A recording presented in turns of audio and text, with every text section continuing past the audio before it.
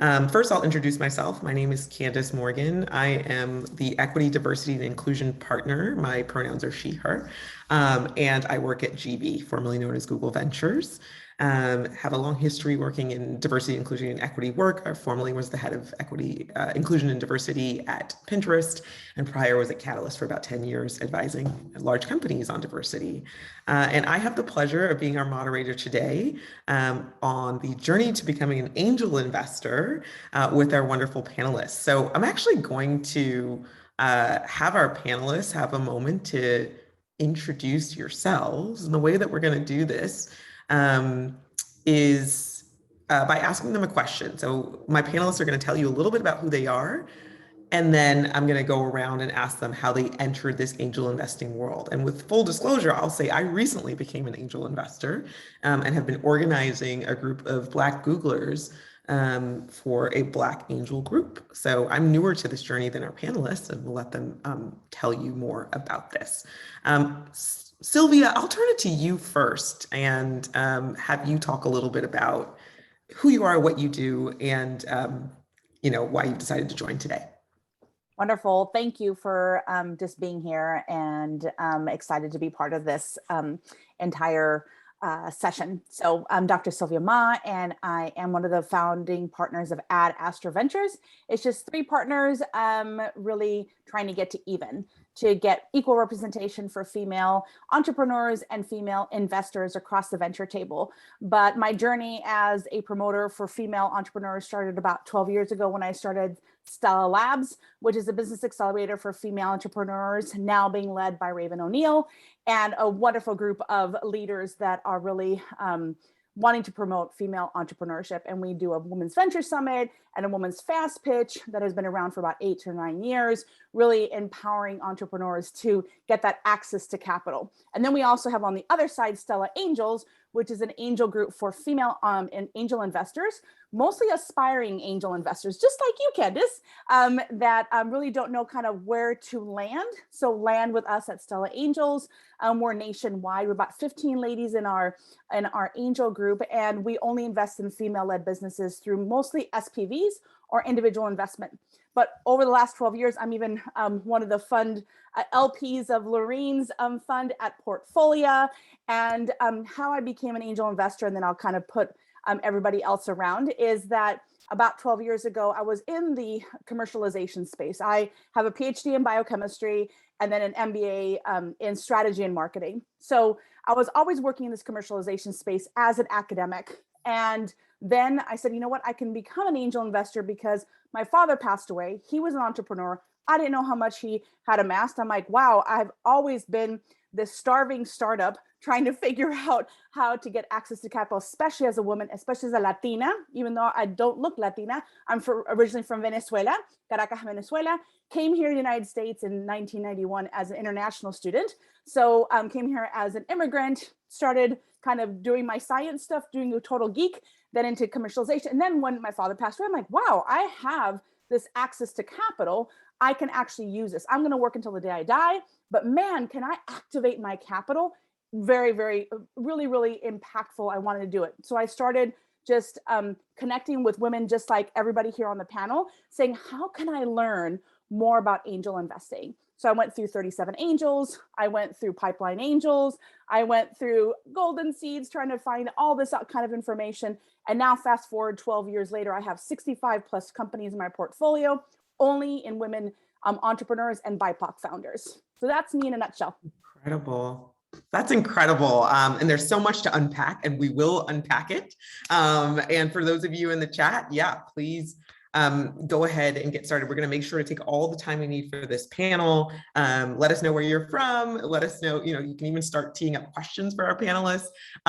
Since Sylvia, you mentioned that you are an LP in Lorine's fund. Lorine, why don't I turn it over to you? Tell us who you are and how you first became an angel investor.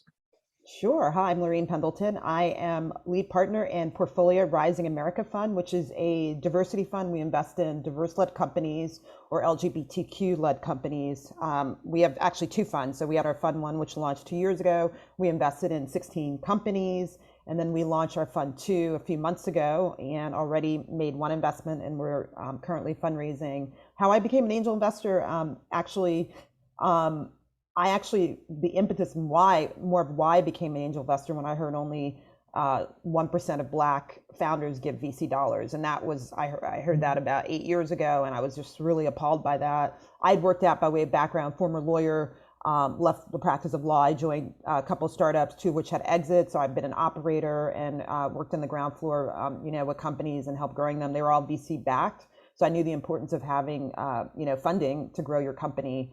And so I said I wanted to change that. And then I heard about a program called Pipeline Angels with Sylvia is an alum. I applied, I got in, that was 8 years ago. And then I started investing my own money. And then I really wanted to make a larger impact. And so I decided to launch a fund. Portfolio is really interesting. I was an investor. Portfolio basically pulls together, focusing mainly on women, getting women to invest in funds. And each of the funds is managed by, a professional team. And so I run their diversity fund. But I had been a partner had invested in some of the prior portfolio funds and just really loved the concept. And so the founder said, hey, why don't you do your fund with us? And that's what I did. And so, really just want to try to get capital to, LGBTQ plus founders and diverse founders. That's incredible, Lorine, because I think part of this journey in being an angel investor is, you've launched a fund from that, right? And so having more fund managers, having more ownership, having more folks from underserved backgrounds on equity, on cap tables is super important in that journey and that progression. Elizabeth, let's turn it to you. Tell us a little bit about who you are and how you first became an angel investor. Hi, everyone. I'm Elizabeth Galbet. I'm one of the co-founders and managing partners of SoGal Ventures. We're an early stage venture capital firm focused on investing in the next generation of diverse founders who are revolutionizing how we'll all live, work, and stay healthy. I started my journey as an investor about 7 years ago when I was in grad school at Johns Hopkins in Baltimore. And there was just incredible talent coming out of Baltimore. There really wasn't much capital back then. There's a little bit more now, but before this whole pandemic virtual era, a lot of venture capitalists and angels only wanted to invest in geographies that were close to where they were so they could work with the companies. But I was seeing incredible talent coming out of all of Johns Hopkins schools, and a lot of them were creating, really game-changing technologies. And with this sort of lack of access to capital, I started thinking about how can we sort of match capital with investors from other places. So I started actually as a student hosting a lot of entrepreneur events, bringing together alumni investors in the startups, but that just wasn't really moving the needle enough. And one of the startups, which was really close to my heart because while I was in grad school, my dad ended up having cancer, was a digital pathology company. And I started doing research and realizing how when a startup gets just a small amount of capital, even if it's $10,000, that can be really the difference between if the founder goes on to start the company or if they, for example, take a job out of school, because it's really about you as, an angel investor. You can often be the first person that believes in the founder and shows that with the check you write. So very quickly, I just saw how powerful very small checks were, and we started a student-led fund that still exists today. And through that, I then met my business partner for SoGal. And in the past 6 years, we've invested in over 100 companies between the two funds I run in angel investments. And I mean, we were scrappy just as founders ourselves. I was tutoring ACTs for like $300 an hour so I could then have capital to invest in startups as an angel investor. And I think what's amazing is there's so many amazing resources out there, like what Sylvia and Lorine mentioned. We also run our own angel group called Fempire. It has about 150 diverse investors in it, and we're trying to grow that to about 1,000 over the next year. And I think as an angel, being part of these different communities is so important because it helps you learn along the way. It helps you find deal flow. And it helps you connect with like-minded individuals. I'm also a small investor in Lorine's fund, so we're really like, all a very collaborative ecosystem, and I think that's really important if you're starting your angel journey to be thinking in that way. There's already so much, thank you, Elizabeth. There's so much rich information here. And, in terms of places to learn, Pipeline Angels has been shouted out a couple of times. And there are so many places where you can learn to be an angel. I just also signed up for the Black Venture Institute, which is through Black VC, as well as UC Berkeley, and a lot of great folks like Layla Seika from Salesforce helped get that off the ground. So there are a lot of places to learn. But right before we kind of move forward to the beginning of your journeys, let me ask, were there any barriers or anything that you considered before jumping into angel investing? I mean, I know, I've actually asked some of our angels to come up with some questions for this group, which I will be asking. But that was one of the questions, is kind of what did you consider and what did you weigh before jumping in? And anyone could start. Yeah, so I know my business partner, Pocket, and I were quite young when we started. We were 23 and 25, and we were also thinking about starting a fund. And so we were meeting with a lot of individuals to get their advice who were more experienced than us. And there was a few that were really, really supportive, and I'm so grateful for that. But there were others that were just like, you have no space here. Like, why do you think you have the right to be able to do this? What expertise do you actually bring to the table? Like, why would an entrepreneur want to take your check? Like, what value do you even add? So for a couple years there, until we got to about 30 investments, it was really almost this chip on the shoulder trying to prove ourselves as investors. And we always said, like, even though our checks might be quite small, like they started out at, $1,000, $2,000. Now out of our latest fund, we're writing, like $1 to $3 million checks. So we've grown a lot since then. But it was really, there's great people in the ecosystem, and then there's also people in the ecosystem that want to keep people that don't look like them out of the ecosystem. And so I think it's really important to find your tribe in these different groups and communities, and sort of, a tide lifts all ships kind of approach. Because I think what I've learned through my student fund is most investors can easily be trained on how to invest within 6 months. And then it's just getting, hands-on experience. And so this is something that, anyone can learn how to do, and you can learn how to do it before you're even an accredited investor. So that by the time you reach the point in your career where you are an accredited investor, you're ready to go. And perhaps you've already mentored or advised startups in the meantime, or invested through crowdfunding for equity. I think it's really important that we sort of all think about how we use our wallets to kind of invest in things that we want for how the world should be changing in the future. That's fantastic, because if we look at this, this room, this virtual room, you're all supportive of one another and very collaborative, but not everyone is going to be that way. So I think, Elizabeth, when you sharing those stories, right, it is not taking in those messages from people who are like, well, what are you doing here? And finding the people that say you belong here, and let's amplify your network. Lorine, Sylvia, any barriers that came up for you as you were, considering whether or not to jump in on angel investing? No, I mean, I'll jump in. There were no barriers. I mean, I think it was great that I learned about Pipeline Angels, which was great, and really demystify angel investing. And so it's such a great program. But you mentioned there's a lot of other programs that exist. So I would say anyone who's interested in angel investing, there's so many resources out there. And so if you, want to leave behind the message that, it's not rocket science, you can learn this. And I think traditional VCs have kind of kept it close, kind of insular and close. But the reality is that any of us can learn how to invest. And then the great thing, Elizabeth touched on it, is just kind of finding your tribe. And so, I share deal flow. I get deal flow from people that I know who are investing in the same, types of companies. We're in cap tables. We just made an investment in an amazing company called Rares, which is founded by Jerome Sapp. He was a professional NFL player for the Baltimore Ravens, and then ended up, after his career, went to got his MBA at Harvard, and came up with the idea. So Rares, they actually buy rare sneakers as collectors, which is a $5 billion market in the secondary market sneakers, in one of the fastest growing asset classes. And so they buy the sneaker and then they basically sell shares in the sneakers. So he bought the Yeezy sneaker prototype for $1.8 million, and they're actually going to do an IPO. So the whole idea is, Black and brown people have created sneaker culture in this country. Now people have gone in and created a business in secondary market, and they've been left out. And so he's educating people that you can actually buy shares in a sneaker.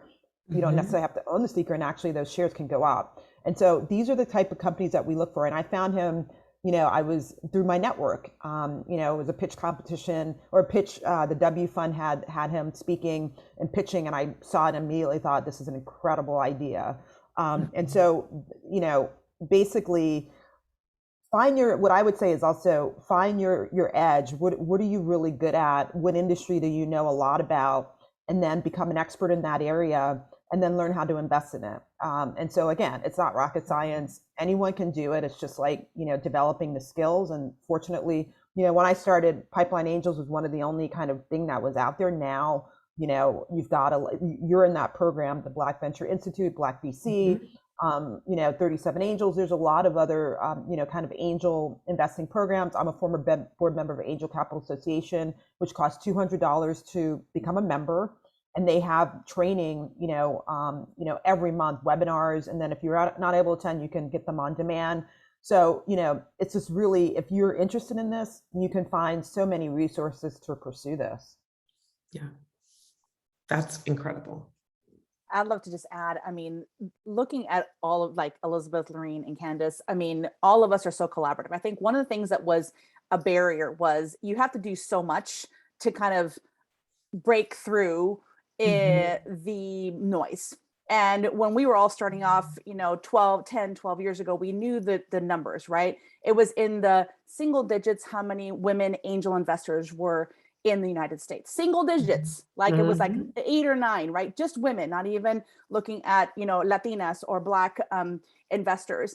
And all of us were like, we have to do something. And the barrier was, you're not going to be able to do enough. You're not going to get to even. You're not going to do this. And we're like, no, well, we're going to do something incremental. Elizabeth was talking about it. Incremental, $100, $1,000. Even back then, now it's like, there's equity crowdfunding, platforms like WeFunder that you can actually do that. But back then, if you're asking about barriers, I'm more of an abundant mindset type of person. But if I'm thinking about some of the conversations that we all had where you can't, we're like, of course we can, right? As women, we're like, yes, we can. And then also making sure that we're kind of investing in each other, right? Because it is about yes, we want to help the entrepreneurs, but to have a woman or a Black investor or a Latina investor, we are more likely to invest in entrepreneurs that are underrepresented. Correct. So the more that we can have that side of the table, being supportive, collaborative, investing in each other, sharing deals, that's how we're going to grow as well. So, I think that's something that over and over and over I get in this kind of ecosystem is, how do we break through these conversations that we're having, the little conversation in the back.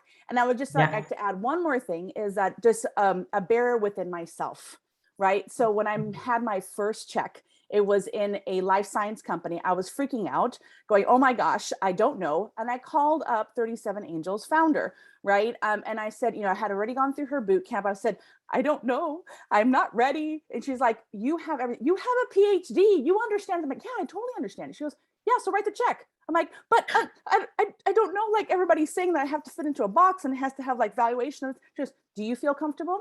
Do you believe in the founder? Do you believe in the market? And do you understand the science? I'm like, yes, yes, and yes, and yes. She goes, write the check, right? So that was my own internal of not understanding that I did have enough. I did have enough to understand it. And that's enough to write a check, right? And everybody has their own investment thesis. So write the check based on that thesis. And that is enough. That's 100%. I think one of the biggest barriers is internal. For me, I certainly thought, well, you've got to be super filthy spanking rich. And that's not true, right? We talked about some of the, crowdfunding and smaller checks, incremental checks. And one of our principles was Black Angel Group as well. It's like, you do not have to, we have some people writing some of those much larger checks and some people that are starting out with much smaller checks. And that's actually the advice that we got from others like #angels. Jasper really is on a GBer, and also, April and others have come and spoken to our group, Lo Tony, and that's what we learned. So that's one barrier.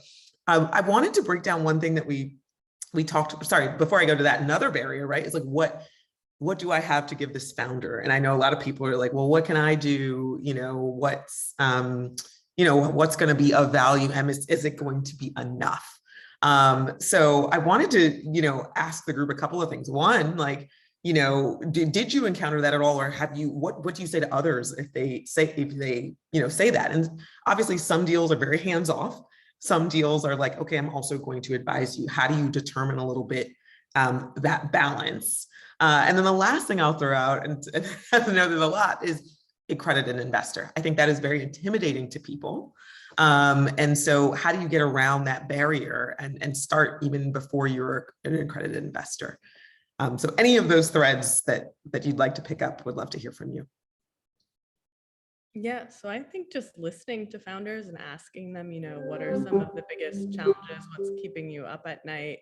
And figuring out, like, do I have anything, or do I know anyone in my network that can, help advise on some of those big issues that are really kind of, keeping them up at night, and that they need to move their business forward. And I think we all have different skills. So don't try and be, like, if you are not, for example, like a computer developer, like perhaps you have more marketing skills or business development skills, like use what you actually have in your own tool set. And usually that can be really helpful for a founder.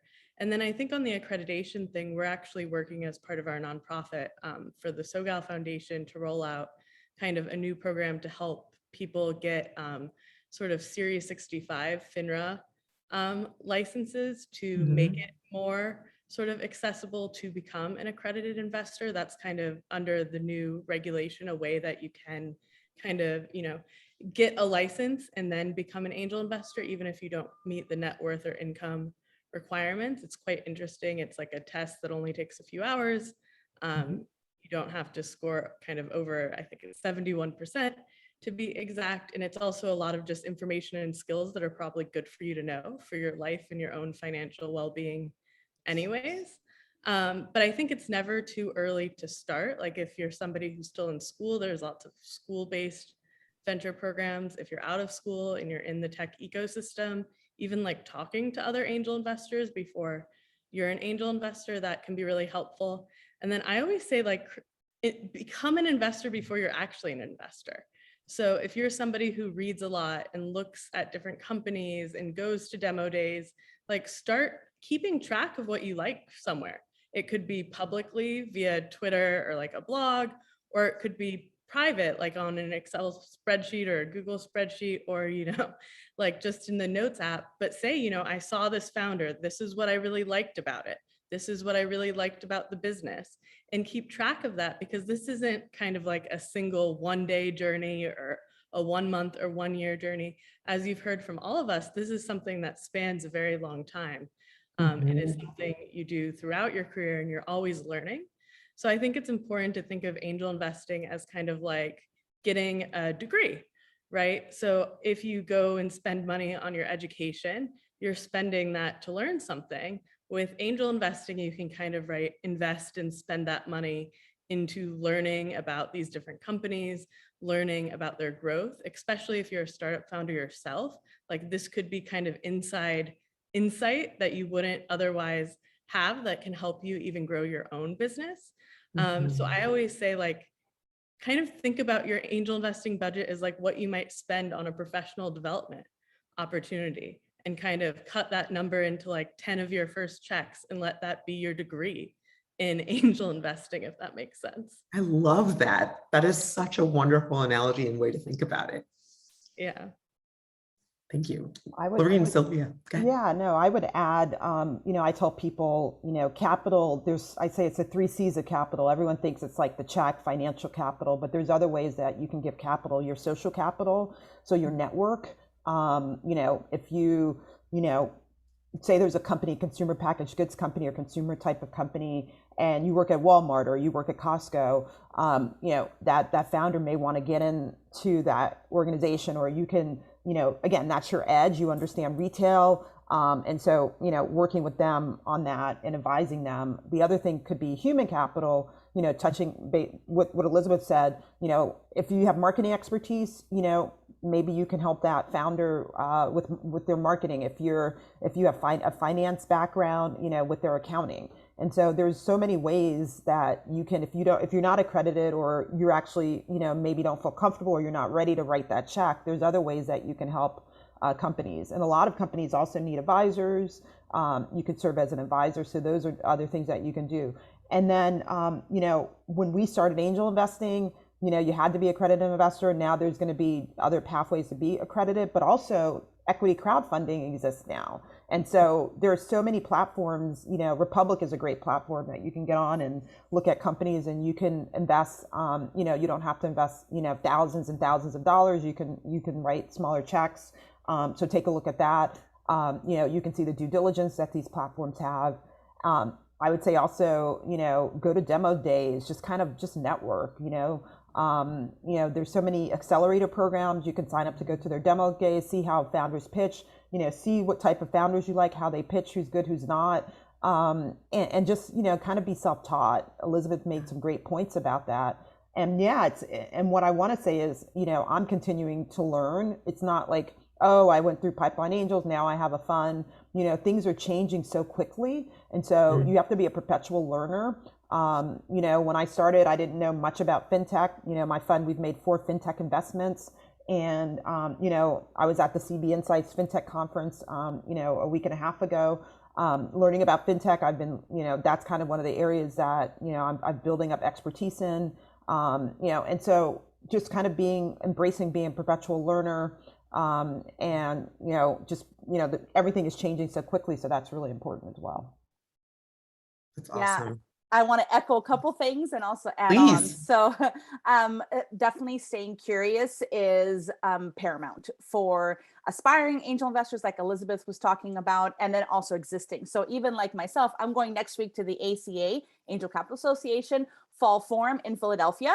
I'm going to learn something. Maybe there's some things that are repetitive. I don't care. I want to learn more. And then we're going to be talking about all the new things that are coming up and making sure that we're connecting and learning from each other consistently. It's not just, oh, I'm going to invest in Lorine's fund, or I run a couple funds, San Diego Angel Conference, and then with Alicia Robb with Next Wave Impact Fund and our Founders of Color Showcase. Like, all of us are learning and growing. And I think one thing, but I find, the add-on to what we were talking about is that sometimes whenever at the very beginning, like 10 years ago, entrepreneurs were always like, I've never actually sat down and talked to a female investor. I'm like, here I am, right? And here we are, right? And I think that that's something that is equally as important, right? Because to be available and actually talk to them, sit down with them. At Stella Labs, which is our business accelerator, we really value sitting down with that entrepreneur and just talking to them.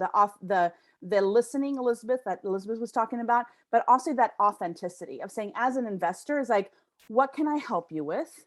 I can help you in the seed stage, but when you get to Series A, actually, I'm not probably going to be very beneficial for you. But man, can we get the right Series A investors in to propel you? Yes, we can do that together. So being that authentic sounding board as an investor to say, this is what I can do, this is what I can't do. This is the human capital that I can bring to you. This is the, you were saying the human capital, all of that, the social, human, financial capital. This is what I can bring to you. Let's talk about it now. I can be a great advisor for you right now, but later on, maybe not, but let's make sure we get them in. And I think that authenticity is super important as an investor. And for the entrepreneurs out there, find the right investors who do want to speak to you, who you do want to advise you on. And for those investors out there, stay curious, because we really want to learn from each other.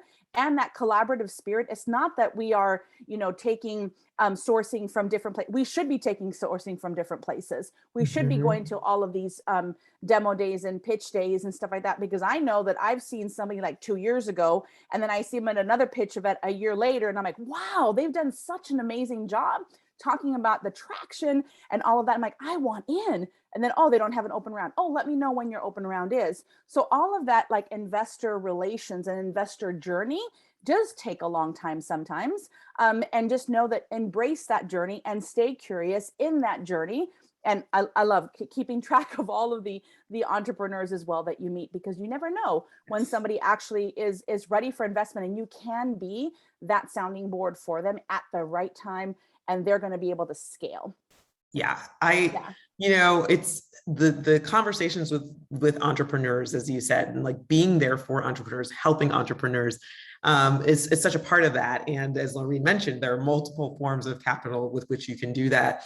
And, Sylvia, you bring up an important point. Here's where I can help you and here's where I can't is very important. I might be able to help you with financial capital in your seed stage, and I might be able to advise you or connect you with someone in, while you're getting a Series B, which I believe Republic just raised their Series B. So good for them. And then just want to shout out Lorine, check out Portfolio. It's an awesome platform for you to start with. And I'm definitely going to ask all of our speakers to kind of leave us with some ways to get in touch with all of you and the work that you're doing. But I just wanted to call that out.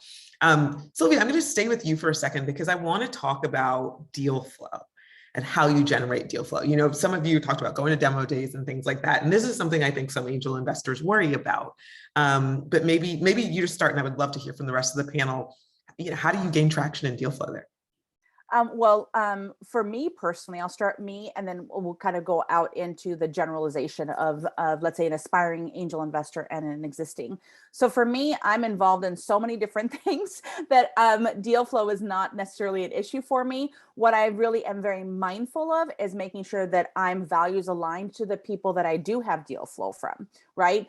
So the ones that have values alignment to invest in diverse founders, values alignment that they care about integrity of their own investor group and the entrepreneurs that they serve, that they have this thesis that allows you to democratize things. That's what I love.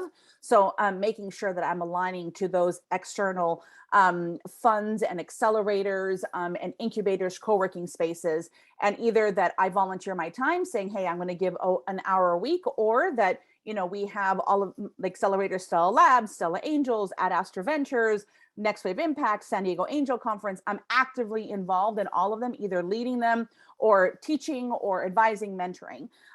So that's kind of how I get my deal flow. But I was saying that as investors, we do have limited time. I love Elizabeth's point of, sign up for being a judge at a pitch competition. If you don't feel like you're quite ready for that, be a mentor, right?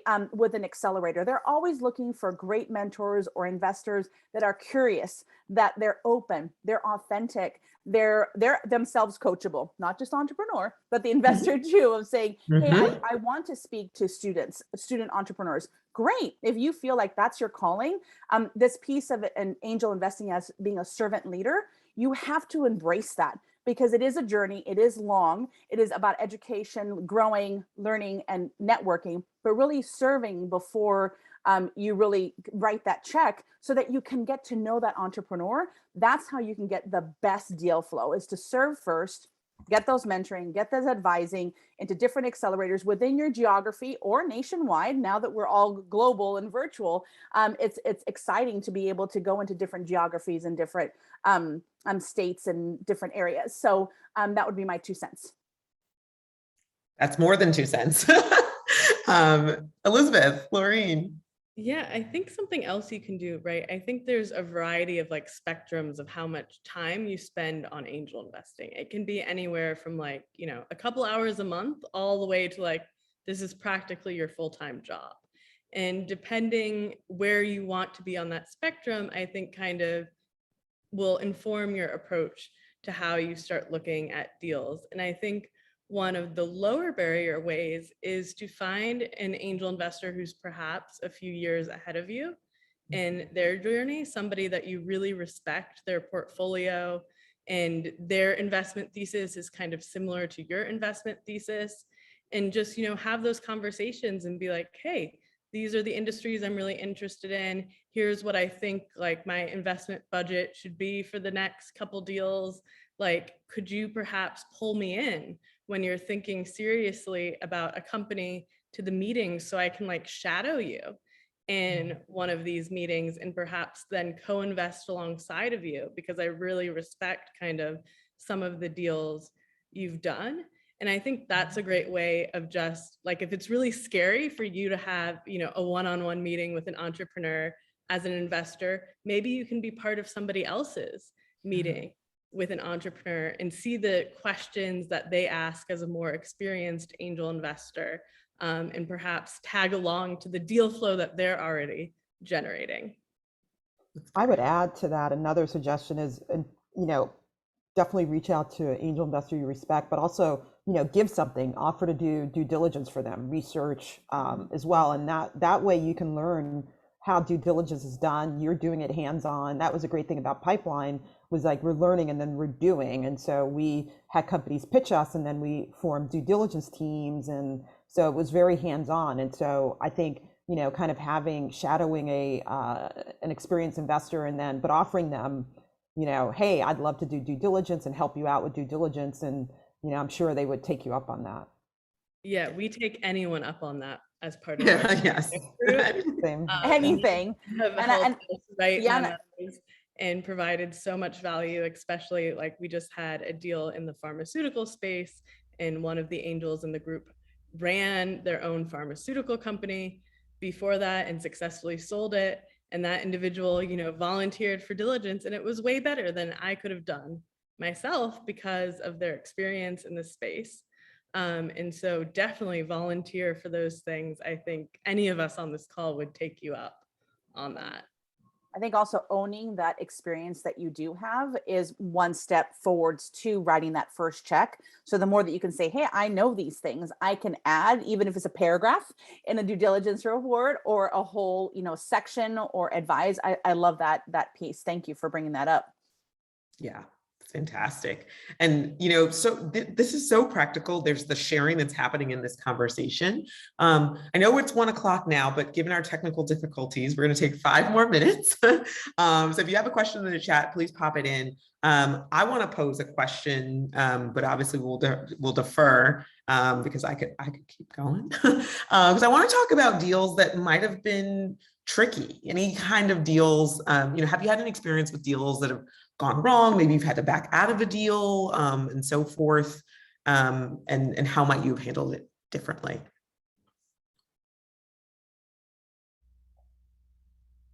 And you don't have to name the deal, obviously. Yeah, no, I mean, I think one of the key things is for all of our investments, we're looking at the key thing is valuation of a company. And so for people who don't know what that is, it's basically, you know, an entrepreneur wants to have their valuation of their company as high as possible. And so that the higher it is, the less equity you're getting as an investor, whereas the investors want a lower valuation. And so, you know, actually I had a meeting yesterday with a company and, you know, they just like the product is still like in beta. So they, you know, they haven't been around for a long time and their valuation was like really high. I mean, it just didn't make sense. And I said to them, this is high. And just, you know, looking at what other similarly situated companies are doing, and then also the stage that you are. And so, you know, I'm like, do you have a lead investor? They don't have a lead investor. I think it's going to be hard for them to get a lead investor with that valuation. And so, you know, just kind of those kind of things. And so sometimes you can't get to a point where you can agree. And so you walk away. There are other things that, you know, we negotiate for, you know, and so, you know, sometimes it works, sometimes it doesn't. And, you know, but we're never going to be, one of the things is like, we're never going to be unfair. We're going to say, okay, this is why we think the valuation is, because we're investing in, you know, underrepresented founders, and we don't want to be, you know, seen as like, you know, we're kind of beating them down. But we know kind of what the market bears and kind of similarly situated companies. And so, and a lot of times like the entrepreneurs don't know.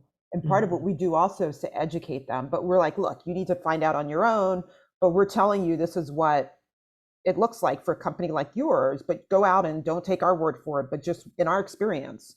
And so we're also trying to be, you know, educating them, and also because there may be VCs who aren't going to be so honest with them. And so if we don't invest, we tell them why we didn't invest. We try to, you know, we try to be, honest with them and just, so that they're not deflated, but just tell them why we didn't invest. And sometimes just like, they're just too early stage for us. We've already made a couple of early stage investments and we want to diversify our portfolio. It has nothing to do with them, but just, so I think being honest and giving that feedback to the entrepreneurs is really important because it's tough. I mean, for them to kind of put their, you have to put yourself in their shoes. I think a lot of VCs aren't like that. And, they have this power trip and we don't do that. And I think that's because we're women, we're a fund of all women of color. We know how difficult it is.